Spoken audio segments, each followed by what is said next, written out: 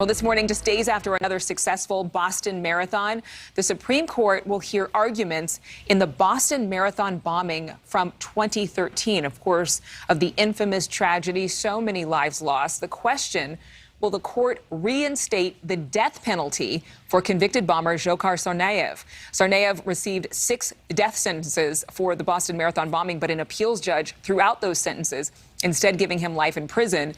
And on this big day in court, we're joined actually by one of the survivors of that bombing. Once again, talking with Marc Fucarile, who survived. Thank you so much for being with us. I just want to remind people, because you and I just had a chat recently, you were at the finish line when one of those bombs went off. You lost one leg. You almost lost the other. Thankfully, you had really swift help from those nearby and first responders. But you're not happy with this at all. I mean, you're very impassioned. What are your friends, other athletes, those who were there that day, saying about this case right now? Many I speak with and many family members of the survivors I have spoken with are for the death penalty. There are some opposing the death penalty. But I think we need to send a message, to criminals and to terrorists that if this act, something you do, this is your consequence. We're not holding criminals responsible in America anymore for anything they do. It's sad, it's scary. I mean, it's scary for my child, growing up. I don't know what's going to be left to him as far as criminals just roaming the street. But yeah, I believe they should reinstate the death penalty. I mean, if this doesn't call for the death penalty, his actions, 265 injured, 17 amputees, mutilated, and on that day, 3 killed and then 2 others died after.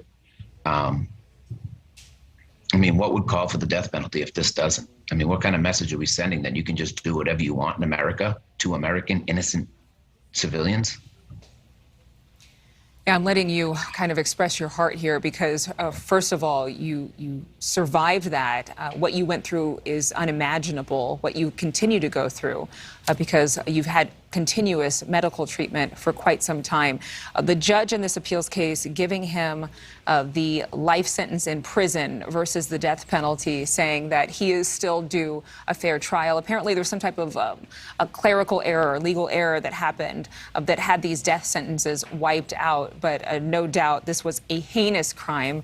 What would you say and what would you do if the judge upholds this appeals court ruling? I mean, I'd like to see us go back after it and retry it. I mean, 100%. I mean, over a clerical error, over maybe somebody said something on Instagram or Facebook. I mean, come on, there's 12 jurors, right? They all have to say the death penalty, right? So even if one person or one piece of paper, I mean, listen to us, a criminal, a guy who admitted to detonating bombs at the Boston Marathon, having shootout with police officers, wounding and injuring many people and killing many people, over a clerical error? What's wrong with us? Are we that soft today? Like, really? Until it happens to you and your family and the guy's just, oh yeah, we'll just let him sit there. Do you believe he's going to stay in jail with this government right now, the way it's running? I mean, we let 5 Guantanamo Bay captures go for 1 American traitor. And what do you think they're going to give for all those American citizens overseas right now when ISIS gets them? They're going to release all these terrorists. I mean, those same 5 that Obama and Joe Biden released took back over Afghanistan. Like, are you crazy? Like, I don't trust this government. I don't trust our system right now at all. Not with what's going on. Not at all. Not when criminals are being released constantly and then attacking and murdering the police officer just the other day. The guy who was released on bail. I mean, came in and killed that cop. It's disgusting what's happening. You're sharing a lot of different topics, a lot of passion, obviously emotion. Well, no need to apologize. Obviously, this is a very personal issue, but again, bigger than what we can share in these few minutes here. But Marc, I want to thank you. Thank you for staying strong. Thank you for healing up quickly. Thank you, and thank everybody for the support. Us survivors really, really appreciate everything that people have done for us.